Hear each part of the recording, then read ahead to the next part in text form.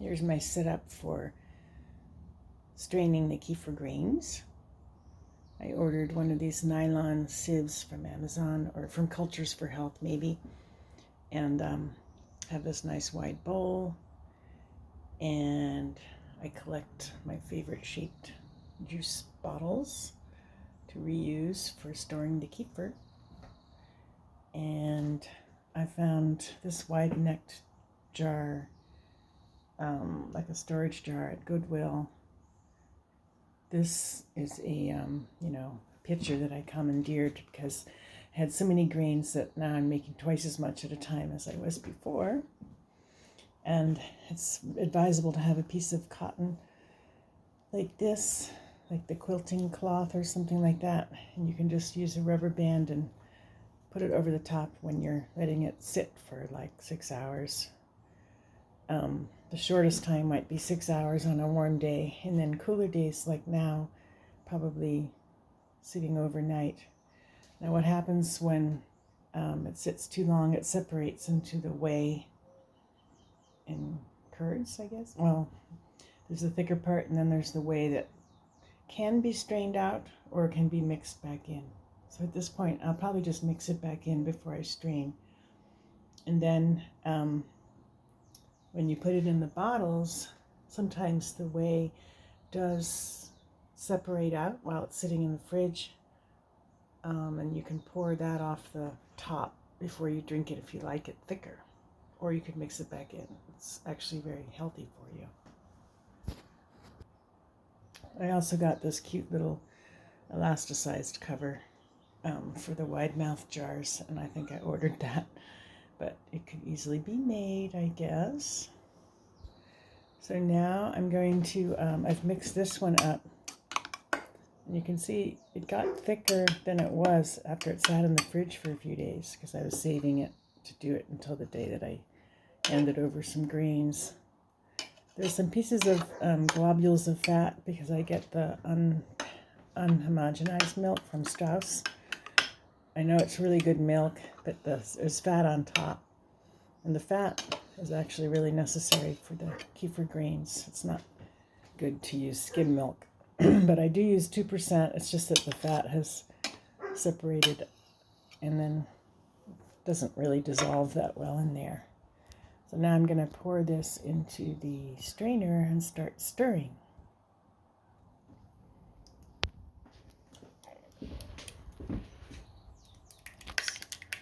I can't hold the camera and pour at the same time. It is good to have everything clean and uncontaminated. Let's see. Just use a big spoon, and eventually what will be left will be just the grains. And I use a combination of, shaking like that and scraping off the bottom. But it does take some active stirring and for it to go through. Now, if the kefir grains have been in the fridge for a really long time in the same milk, then I might actually rinse these grains with some fresh milk and then just throw out that milk. Well, I was taught by the guy who gave me the original grains that you can wash the grains with filtered or distilled water, actually, really pure water, especially if you're going to change milks. Like if you want to start using goat milk and you've been using cow milk, then you would definitely wash them in the distilled water.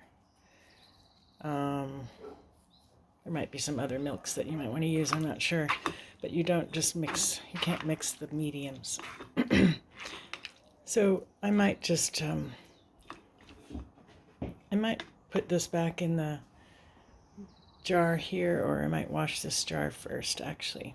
Just make sure there's no traces of soap.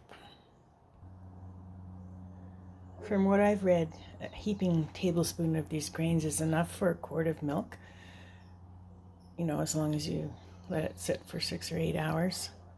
And again, depends on the temperature.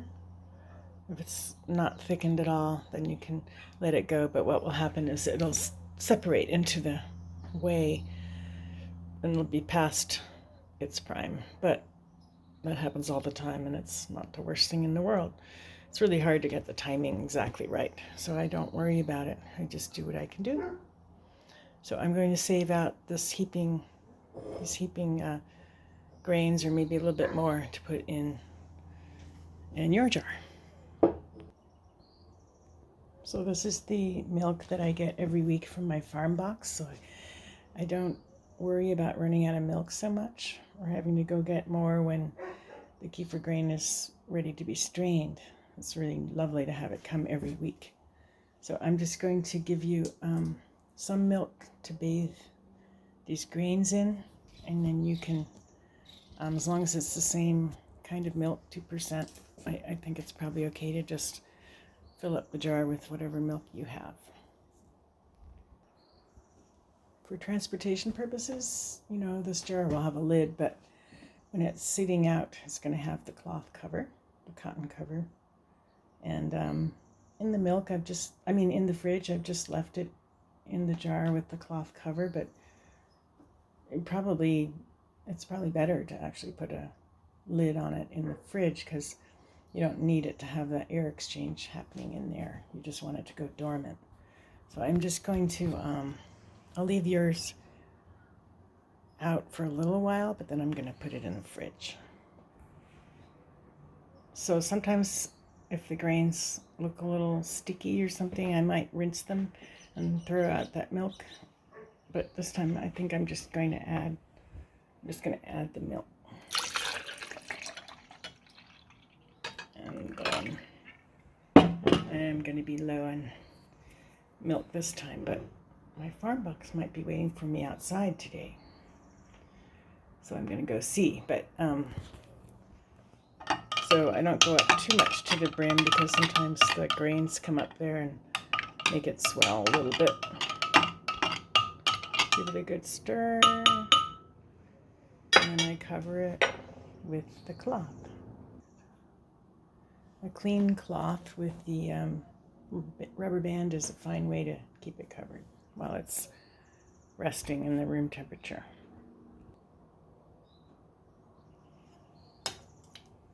You can see how thick it is, so that was successful, but underneath is some separation, but I think it doesn't really need to be strained out. It'll still be okay.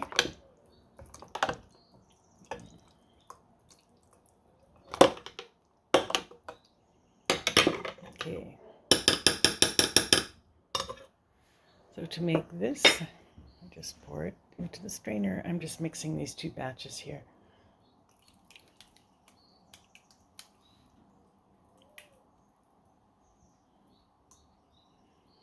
And then I would scrape this jar out as best I could and probably wash it, because it gets a little crusty on top if it stays in the fridge for a long time.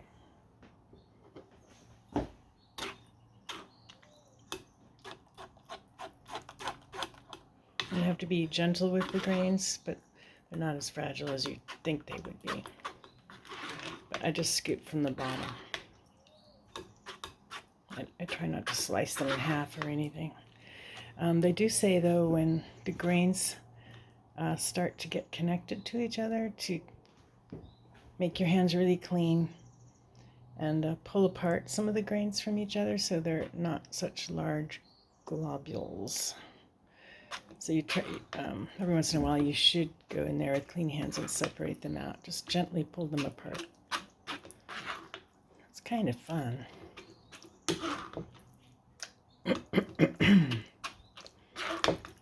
Okay, I'm going to finish shaking this a little bit and scraping the bottom of the sieve. So I have a lot of grains. Actually, it's probably too much for this quart jar.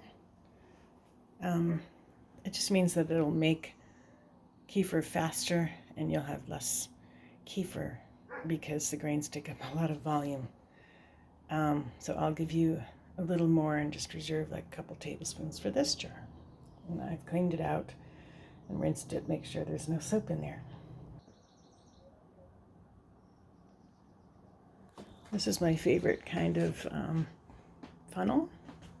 It has some non-slip rubber to keep it from tipping. It's very stable in the jar. It has a little handle. And yeah, otherwise it's like any other funnel.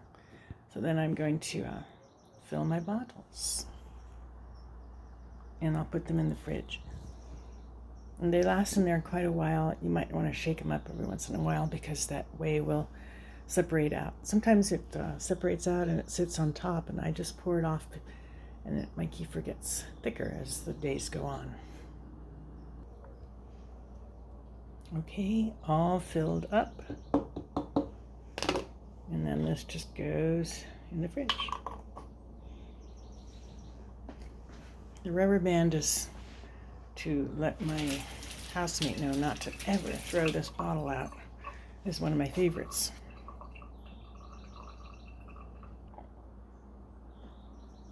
So there you have the kefir that's going to sit out on the counter today until it gets thick. And I'm waiting for more milk to fill up this jar. And then I have put one jar in the fridge, and I didn't quite fill a second jar. So you can see how when the kefir grains double and triple and so forth, not as much kefir is actually being made. So it really needs to be distributed to people, or put in a third jar to make more kefir. And then this is the kefir to be given away. It just needs to be fed by some kind of milk while it's waiting for its new owner. Thank you for watching.